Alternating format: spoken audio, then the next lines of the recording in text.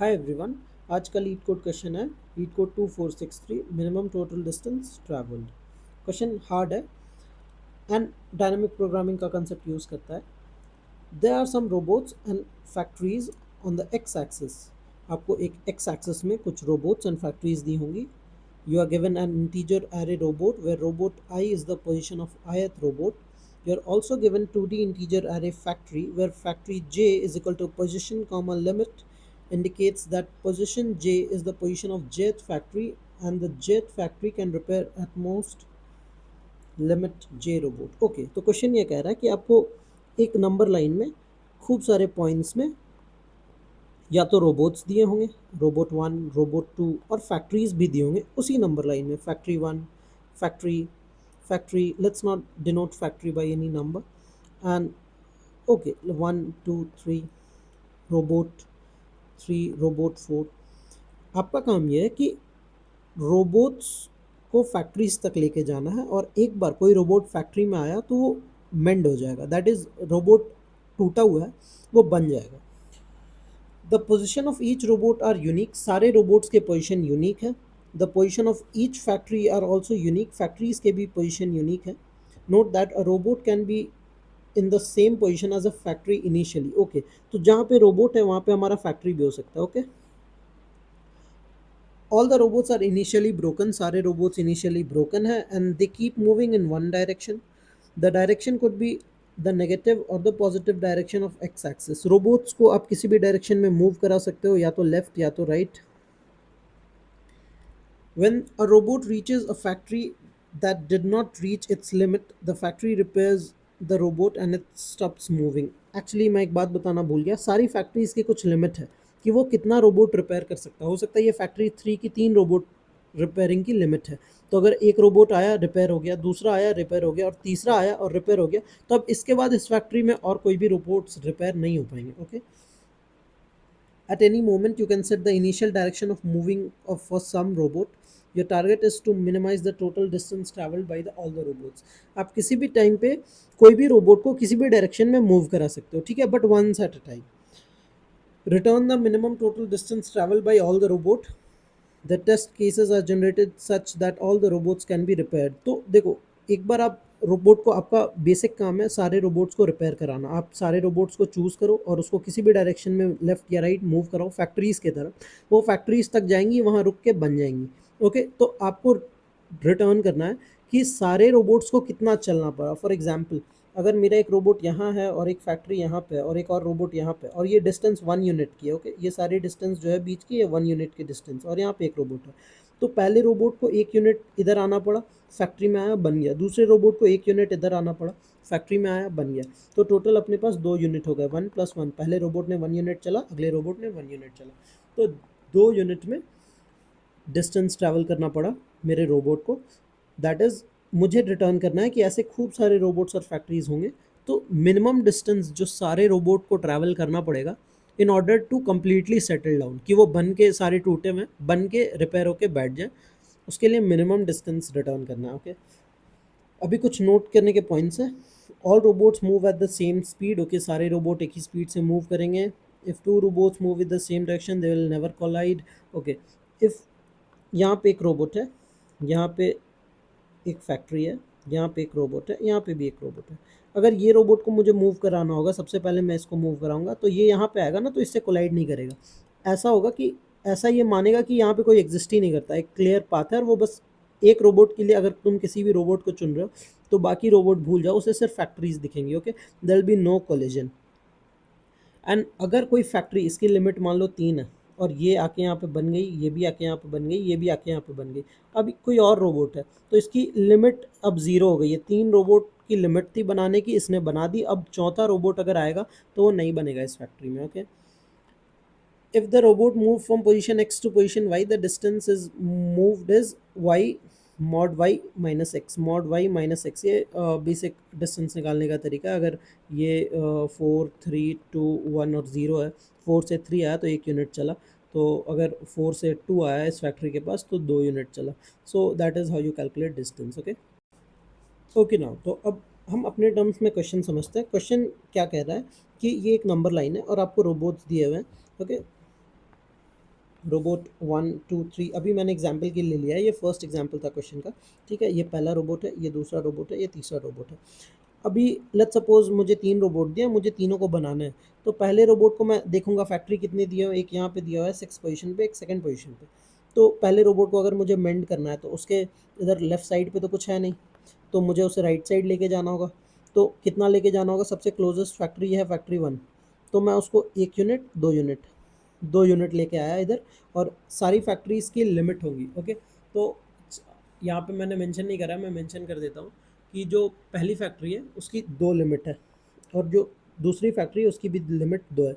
तो देखो, ये इस फैक्ट्री तक मैं इसको लाया, अभी ये इस फैक्ट्री में आके बन गया तो इसकी लिमिट अब 1 बची। 2 थी, एक रोबोट को बना दिया, अब ये रोबोट का काम खत्म हो गया मेरा। ये R1 R2 और R3 है, R1 का काम खत्म, ठीक है। अब R2, अब R2 के पास देखो 2 ऑप्शन है, या तो वो ये F2 के पास जा सकता है, या तो वो F1 फैक्ट्री, कोई भी फैक्ट्री के पास विजिट कर सकता है, उसके पास सामने सामने दोनों डिस्टेंस इक्वल है। देखो, R1 भी F1 के पास जाके मेंड हो सकता था, और R1 F2 के पास भी जाके मेंड हो सकता था। वो इंडिपेंडेंट ऑफ चॉइसेस है, आपको जिसमें मन आप उसमें भेज सकते हो। पर देखो, अगर R1 को हम फैक्ट्री 2 पे भेजते तो 6 यूनिट का डिस्टेंस लगता, और F2 के लिए सिर्फ 2 यूनिट का डिस्टेंस लगा। तो इट इज़ बेटर कि हम F2 ना भेजे, F1 में भेज दे। तो अभी R2 के पास 2 ऑप्शन है, तो R2 को लेट्स सपोज हमने फैक्ट्री 2 में भेजा, क्योंकि इसके पास भी एक लिमिट बची हुई है। तो अगर ये फैक्ट्री 2 में आएगा तो अब फैक्ट्री 2 की लिमिट बच गई 0, ठीक है। और R2 भी हो गया, तो इसने भी चली 2 यूनिट के डिस्टेंस। तो अभी तक टोटल डिस्टेंस मेरे पास कितनी है, टोटल डिस्टेंस इज 2 + 2। ये पहले रोबोट ने चली थी, ये दूसरे रोबोट ने चली है, ओके। अब रोबोट 3 बची। अब नोटिस करना, एक बात यहाँ पे ध्यान देना, रोबोट जो 3 है वो उसी पोजीशन में सिचुएटेड है जहाँ पे फैक्ट्री 2 है। तो क्या उसे कहीं पे जाने की ज़रूरत है मेंड होने के लिए? उसके लिए सबसे फीजिबल ऑप्शन क्या होगा? सबसे फीजिबल ऑप्शन यही होगा कि अगर उस फैक्ट्री की लिमिट बची हुई है, जो कि है, तो वो वहीं पे बन जाएगा, उसे कहीं जाने की ज़रूरत नहीं पड़ेगी। उस केस में अपन 0 ऐड करेंगे। बट लेट्स सपोज यहाँ पे इस फैक्ट्री की लिमिट 0 होती, या पहले होती, बट आस पड़ोस में और भी इधर फैक्ट्रीज होते हैं और रोबोट्स होते हैं, वो उन्होंने आके मेंड कर दिया होता, इस फैक्ट्री में अपना काम कर लिया होता, तो इसकी लिमिट 0 होती, तो फिर इसको कहीं और जाना पड़ता। तो उस केस में वो डिस्टेंस लिखते। तो एक बात तो इससे आपको समझ में आ ही रही होगी कि हर रोबोट के पास चॉइसेस हैं, ठीक है। Every robot has choices. Either a robot R1 can go into F1 और it can go into F2। कोई भी फैक्ट्री हो सकता है, एक नंबर लाइन में ढेर सारी फैक्ट्रीज हो, ठीक है। और अभी आप ये F1 F2 F3 F4 F5, और अभी आप भूल जाओ कि अपने पास बाकी रोबोट्स हैं, सिर्फ मान लो कि एक पहला रोबोट है। अब ये रोबोट इस भी फैक्ट्री में मेंड हो सकता है, ओके। इस, या फिर मान लो यहाँ पे रोबोट है, ठीक है, R1, ये इस भी फैक्ट्री में जाके मेंड हो सकता है, ये इस भी फैक्ट्री में जाके मेंड हो सकता है, ये इस भी फैक्ट्री में जाके मेंड हो सकता है, इस भी फैक्ट्री में जाके मेंड हो सकता है। तो इसके पास ऑप्शन है कि या तो ये एक फैक्ट्री चूज करे या तो ना करे, ओके। मतलब कोई कोई भी फैक्ट्री को चूज करे या ना करे, ओके। तो you have to remember this thing कि every robot has choices, okay. Okay, तो अब क्योंकि हमने प्रॉब्लम समझ लिया, तो let's go to the approach part, intuition building. Okay, तो सबसे पहले मैं ये बताना चाहता हूँ कि we need to sort both arrays, ठीक है। We need to sort, but why sorting, I explain. देखो, हमें 2 एरे दिए हुए हैं, एक रोबोट्स का, तो रोबोट्स कहीं पे भी अलाइन कर सकता है, यहाँ यहाँ यहाँ यहाँ, ओके। और दूसरा फैक्ट्रीज भी दिया हुआ है, फैक्ट्री भी उसी नंबर लाइन में कहीं कहीं हो सकती है यहाँ पे एक फैक्ट्री हो जाए, यहाँ पे एक फैक्ट्री हो जाए, ओके, यहाँ पे एक फैक्ट्री हो जाए।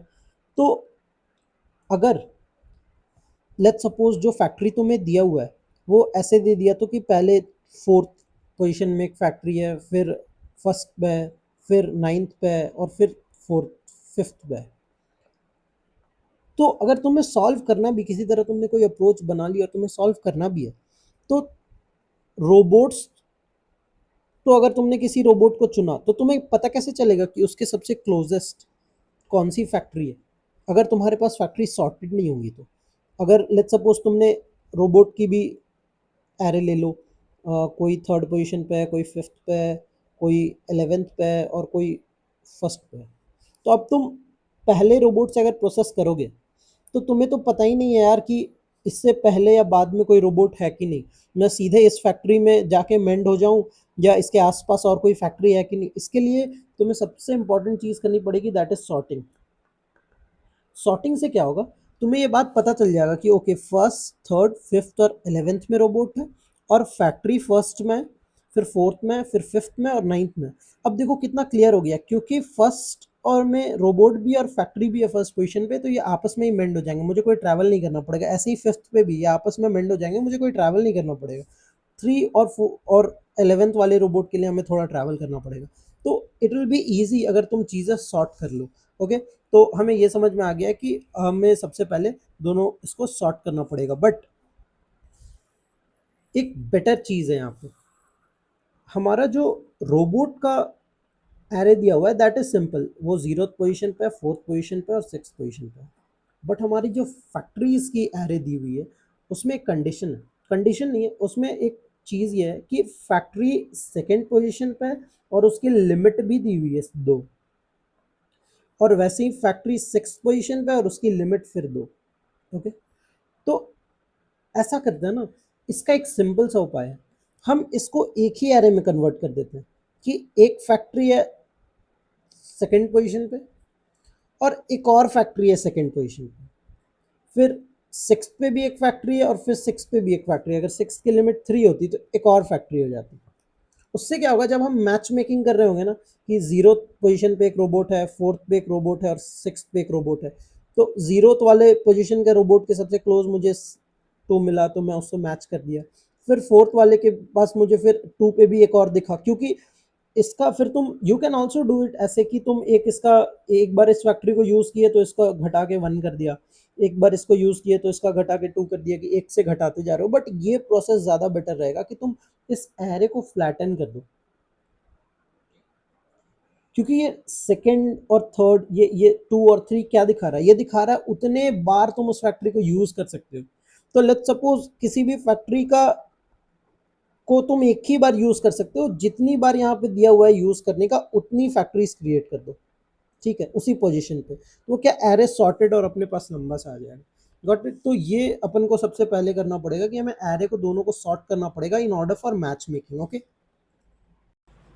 देखो अब हमें एक बहुत इंपॉर्टेंट कंसेप्ट सीखना है कि वाई एक्सप्लोरिंग ऑल पॉसिबिलिटीज़। तुम कह सकते हो कि जो रोबोट के सामने जो फैक्ट्री है उससे उसको मेंट करा दो, सारे रोबोट के सबसे क्लोजेस्ट जो फैक्ट्री आएगी। तो that is a greedy approach. Okay, मैं दिखाता हूँ ग्रीडी क्यों फेल कर जाएगा। ठीक है, देखो यहाँ पे अपन R1 रोबोट है, उसको क्लोजेस्ट F1 है, उससे मेंट करा दिया, 2 यूनिट का डिस्टेंस लगा, तो पहला जो आंसर है तुम्हारा वो 2 हो जाएगा। ठीक है, फिर R2 पे आया। अब R2 के पास 2 ऑप्शन है, या तो F1 से मेंट हो जाए, F2 से मेंट हो जाए। इस पे 2 केस लेते हैं। ठीक है, एक बार F1 से मेंट कराता है तो इसकी लिमिट 2 है, इसकी भी लिमिट 2 है। R2 को F1 से मेंट कराया, क्योंकि R1 को हम पहले ही F1 से मेंट करा दिए थे, तो अब इसके लिए एक लिमिट घट गई है। अब R2 की फिर से F1 से करा देते हैं मेंडिंग, तो अब इसकी लिमिट हो जाएगी 0 और फिर 2 यूनिट का डिस्टेंस ट्रैवल करना पड़ा। और R3 को, क्योंकि फैक्ट्री जहाँ पे R3 है उसी पोजीशन पे फैक्ट्री भी है, तो 0 डिस्टेंस लगेगी। R3 भी मेंड हो गया, इसकी एक लिमिट घट गई। और R4 उसको मेंड करा दिया फिर F2 से, 1 यूनिट का डिस्टेंस लगा और इसकी अब लिमिट 0 हो गई, 1 यूनिट का डिस्टेंस लगा। टोटल 5 यूनिट के डिस्टेंस लगे, मेरे चारों रोबोट मेंड हो गए। अब दूसरा केस लेते हैं। R2 को हमने F1 से मेंड कराया था, इस बार R2 को F2 से मेंड कराते हैं। ओके, ठीक है, तो देखो R1 को फिर से F1 से मेंड करा देते हैं, 2 यूनिट का डिस्टेंस लगा। R2 को इस बार F1 के से ना करा के F2 से मेंड कराते हैं। तो देखो अभी F1 की लिमिट थी 2, R1 को मेंड कराया तो बच गई 1। ठीक है, इसको मेंड कराया ना अभी इससे, तो एक लिमिट बच गई। F1 की, और F2 की अभी भी लिमिट है 2। ठीक है, तो अब देखो 2 ऐड हो गया R1 का। अब R2 को F2 से अमेंड कराते हैं, तो फिर 2 यूनिट की डिस्टेंस लगेगी। तो अब इस 2 यूनिट को फिर से ऐड कर देते हैं और इसकी लिमिट हो गई 1। ठीक है, अब आई R3 की बारी। R3 तो देखो इसके सबसे क्लोजेस्ट क्या है, F2 है। ठीक है, हालांकि तुम F1 से भी जाके मेंड करा सकते हो, F1 की भी एक लिमिट बची हुई है, बट चलो F2 के सामने ज़ीरो लगेगी तो ज़ीरो ही करा दिया, इसी से करा दिया। अब देखो हो गई F2 की लिमिट 0। अब F2 जो है ना, वो कोई भी रोबोट को मेंड नहीं कर सकता, और तुम्हारे पास R4 बचा ही हुआ है। अब तुम्हें R4 को मेंड कराना, तुम्हारे पास एक ही पॉसिबल ऑप्शन है, दैट इज दिस। ये जो लिमिट बची है F1 की, you have to go all the way to F1, sorry F1 इधर है, टू मेंड इट। और उस पर क्या डिस्टेंस लग जाएगा, F1 है सेकेंड यूनिट पे और ये है 7th यूनिट पे। तुम्हें 5 यूनिट का डिस्टेंस लगेगा, 1 2 3 4 5। तो अब तुम्हारे आंसर में 5 ऐड हो गया, अब इसका आंसर आया 9। अगर तुम R2 को अगर तुम R2 को robot 2, robot 1, robot 3, robot 4, factory 2, factory 1, अगर तुम R2 को F1 से मेंड कराए तो तुम्हारा आंसर आया 5। और अगर तुम F2 से मेंड कराए तो तुम्हारा आंसर आया 9। ठीक है, और तुम्हें मिनिमम रिटर्न करना है। अब तुम्हें पता कैसे चलेगा कि R2 को किससे मेंड कराऊं, F1 से या F2 से? उसके लिए you have to do one thing, that is, sorry यार, bad hand writing, explore all possibilities. अभी if you have to explore all the possibilities, I assume कि तुम्हें पता होगा कि there is only one way to explore all the possibilities, that is recursion. So now we are clear, हमने sort कर लिया array को, बोथ एरेज, और अब we are clear, will use recursion, और फिर बाद में मेमोराइज कर देंगे। अब तुम बोलो कि रिकर्शन यूज़ कर रहे हो बट फिर TLE दे दिया तो वी विल मेमोराइज इट। तो यू विल आस्क कि तुम्हें कैसे पता चला मेमोराइज करना पड़ेगा और ये DP का प्रॉब्लम है? क्योंकि देखो, तुम्हें ओवरलैपिंग सब प्रॉब्लम्स आएंगी इसमें। इसका अगर तुम डिसीजन ट्री बनाओगे कि पहले मेरे पास 4 रोबोट थे और 3 फैक्ट्रीज थी और उसके लिमिट्स थे, फिर एक रोबोट का काम हो गया तो अब 3 रोबोट हैं, और फिर भी अभी 2 फैक्ट्री बची है या फिर 3 फैक्ट्री बची है, तुमने किसी अलग फैक्ट्री से करवाया और किसी एक बार किसी अलग फैक्ट्री से बनाया, सबकी अपनी अपनी लिमिट है। तो ऐसे करके ना डिसीजन ट्री बनती जाएंगी और यू विल फाइंड ओवरलैपिंग सब प्रॉब्लम्स। तो दैट इज़ वाई हम इसको मेमोराइज भी कर सकते हैं बाद। अब देखो, हमें इंट्यूशन पता चल गया है, रिकर्शन यूज़ करना है, सॉर्ट हमने कर दिया, और अब हम अप्रोच लेंगे कि हम करेंगे कैसे। ओके, तो सबसे पहले हम लिख देते हैं हमारा जो गिवन इनपुट है। हमारा एक रोबोट 0th एरे इंडेक्स पे था, एक 4th पे था और एक 6th पे था। ठीक है, और दिस इज रोबोट्स। और हमारा जो पोजीशंस था फैक्ट्रीज़ का, उसको हमने फ्लैटन कर दिया था। यानी एक फैक्ट्री सेकंड पोजीशन पे थी, एक और सेकंड पे थी, एक 6th पे थी और एक और 6th पे थी।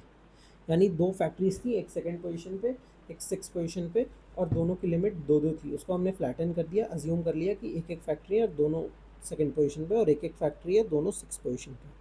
अब देखो, जब तुम पहले रोबोट के पास आओगे जब तुम पहले रोबोट के पास आओगे तो तुम्हारे पास ऑप्शंस हैं, या तो तुम इस फैक्ट्री से मैच मेकिंग कराओ, मेंड करा दो इससे, या तो मत कराओ।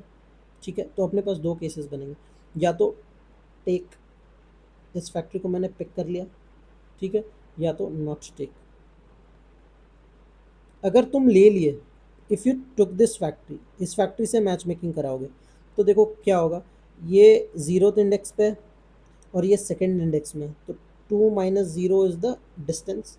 और इसके बाद अब ये रोबोट का तो काम हो गया, अब बची हुई रोबोट और बचा हुआ फैक्ट्री, ठीक है, ये फैक्ट्री का भी काम हो गया। तो इसके बाद में जो भी फंक्शन है जिसको मैं कॉल कर रहा हूँ उसको फिर से अब आगे की मैंने इसका काम कर दिया, ये रहा इसका आंसर, अब तुम बाकी का बचा हुआ लेके आ जाओ कैलकुलेट करके। That is how recursion works. तो अभी इसमें इसमें इंडेक्स ले लेंगे अपन आई, ठीक है, और इसमें जे। तो अब देखो आई इसमें काम कर लिया, जे इसका काम हो गया, आई जे का काम हो गया, तो आई प्लस वन कॉल कर देंगे और जे प्लस वन कॉल कर देंगे। और अगर नहीं लेते हैं, लेट सपोज अपन नहीं लेते हैं इसको, ये ज़ीरो जो है 0 4 6 और 2 2 6 6, ये zero I don't want to match make it with this factory. मैं चाहता हूँ कि मैं इससे मैच मेकिंग कराऊँ आगे से या उसके बाद किसी से। तो मैं ज़ीरो ऐड करूँगा कि नहीं नहीं अभी तक तो कोई डिस्टेंस नहीं हुआ, और देखो आई जो है वो वहीं रह जाएगा क्योंकि ये रोबोट का काम अभी तक हुआ नहीं है, ठीक है। और फैक्ट्री एक आगे बढ़ जाएगा, जे प्लस वन हो जाएगा, क्योंकि ये तो इसको मैंने डिस्कार्ड कर दिया, जे यहाँ पे था, मैंने इस फैक्ट्री को डिस्कार्ड कर दिया कि नहीं यार इससे मैच मेकिंग नहीं कराऊंगा ज़ीरो की, ये ज़ीरो पे जो रोबोट है। अब मैं आगे देखूंगा तो मैं इसको कॉल कर दूंगा, और जब मैं रिटर्न आऊँगा तो इन दोनों से मुझे जो मिनिमम आया है उसको रिटर्न कर दूंगा।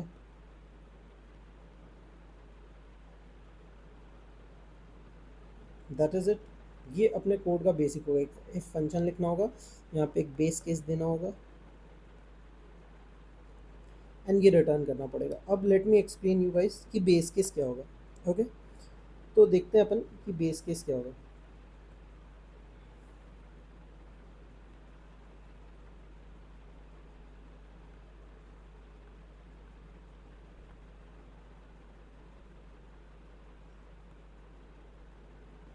देखो मेरे पास आई है और जे है, ठीक है। अगर मैं इस रोबोट को इसके साथ मैच मेकिंग नहीं करा रहा हूँ, ठीक है, इसके साथ भी नहीं कराया, इसके साथ भी नहीं कराया, सॉरी सॉरी यार, आई रीटेक द बेस केस का टेस्ट, ठीक है। चलो, तो अब बेस केस देखते हैं, ठीक है। तो लेट्स से अपने पास रोबोट्स हैं 0 4 और 6, ये आई है, और रोबोट्स हैं और फैक्ट्रीज हैं 2 2 6 6 जे। अब देखो मैंने इस रोबोट का, ठीक है, इस रोबोट का इस फैक्ट्री से मैच मेकिंग नहीं कराया, करा दिया, लेट्स सपोज मान ले करा दिया, तो अब मेरा आई आगे बढ़ गया, आई यहाँ आ गया। अभी इसका इसके साथ करा दिया तो फिर आई आगे बढ़ गया, ये रोबोट का भी काम हो गया। अभी इसका इसके साथ करा दिया तो आई आगे बढ़ गया, अब आई आउट ऑफ बाउंड हो गया। तो जब भी, तो देखो मेरा काम तो हो गया ना, मेरा बेसिक इस क्वेश्चन का काम क्या था, मुझे सारे रोबोट्स की मैच मेकिंग करानी थी। तो सारे रोबोट्स की तो मैच मेकिंग हो गई। तो once i is out of bound,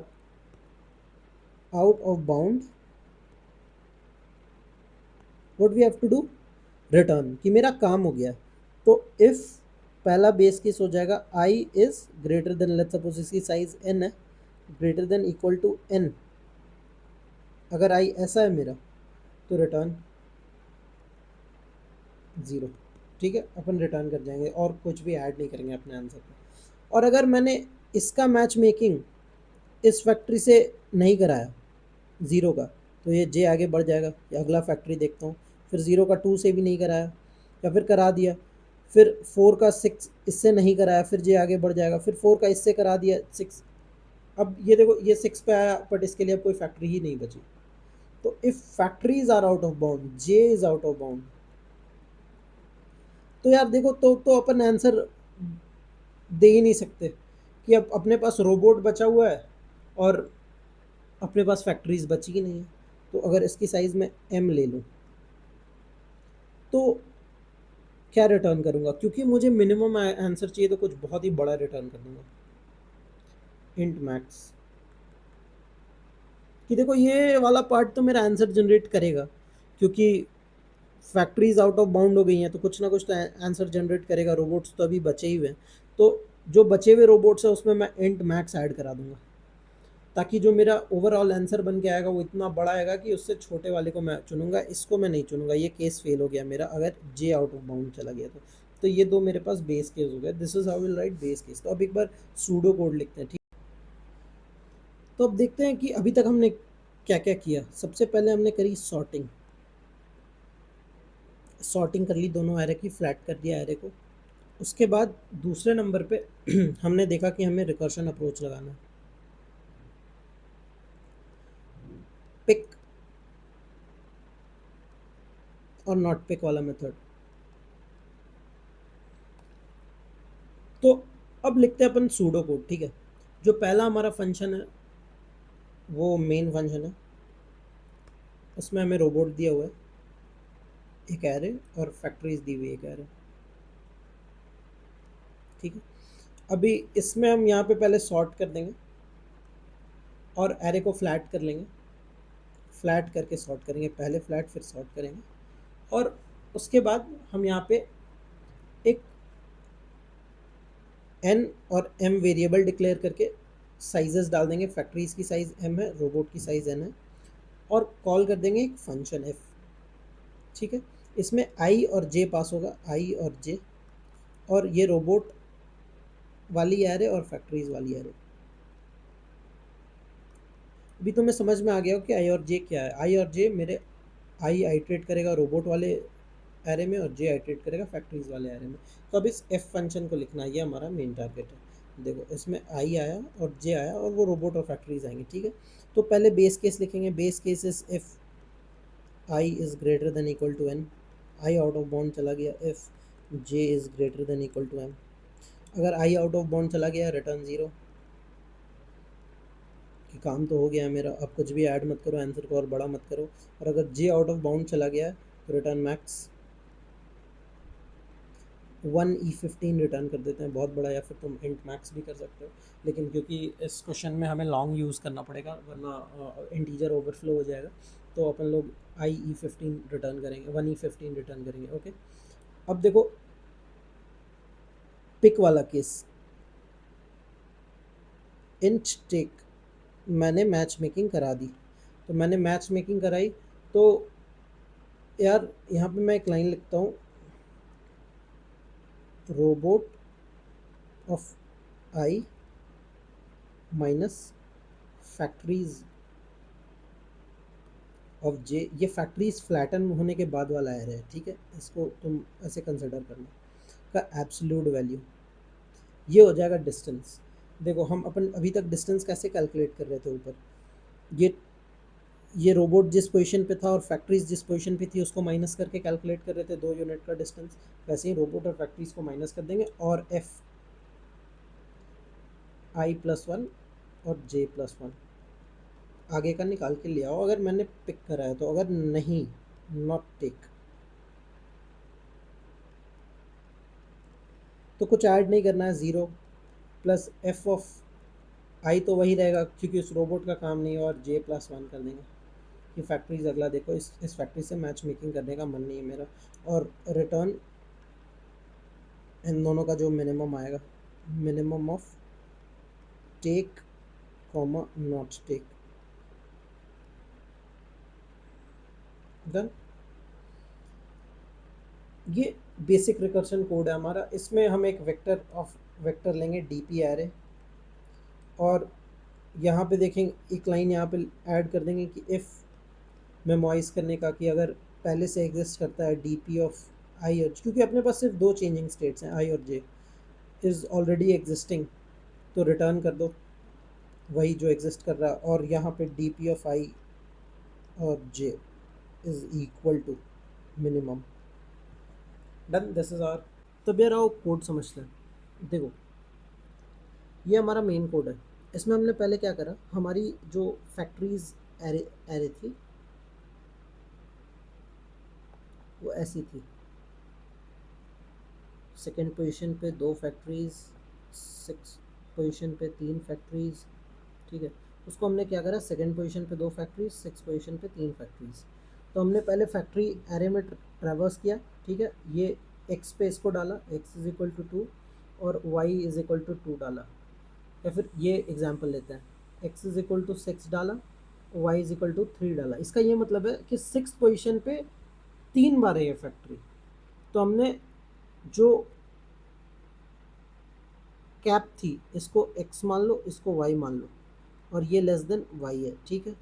तो जितनी बार थी उतनी बार एक वेक्टर में पुश कर दिया, तो हमें ये एरे मिल गया 2 2 6 6 6। ओके, फिर हमने इसको सॉर्ट कर दिया दोनों एरे को, और उसके बाद एन और एम डिक्लेयर करा और ये एफ फंक्शन कॉल कर दिया जो कि हमारा रिकर्सिव फंक्शन था। अब ये हमारा मेन कोड है। ये एफ फंक्शन देखो, इसमें आई पास हुआ है, जे पास हुआ है। आई रोबोट्स वाले एरे में आइट्रेट करेगा, जे फैक्ट्रीज वाले एरे में आइट्रेट करेगा। और देखो बेस केस है, अगर सारे रोबोट्स खत्म हो गए which is I is out of bound, जो कि रोबोट वाले एरे में ट्रेवर्स कर रहा था, तो ज़ीरो रिटर्न कर देना है। और अगर फैक्ट्रीज बचे हुए हैं, जे आउट ऑफ फैक्ट्रीज खत्म हो गए, रोबोट्स बचे हुए हैं, जे आउट ऑफ बाउंड हो गया, तो 1 ही 15 रिटर्न कर दिया हमने। ओके, अब देखो ये वाली लाइन को अभी भूल जाओ, ठीक है। पहला ऑप्शन था कि हमने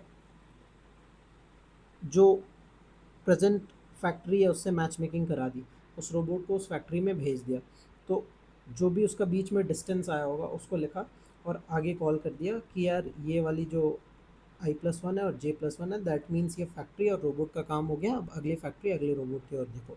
और अगर नहीं लेना, उस फैक्ट्री को से मैच मेकिंग नहीं कराना, तो उस रोबोट की तो मैच मेकिंग हुई नहीं, तो i+1 तो होगा नहीं, पर j+1 हो जाएगा क्योंकि पुरानी फैक्ट्री को हमने डिस्कार्ड कर दिया कि नहीं भाई तुमसे मैच मेकिंग नहीं कराएंगे।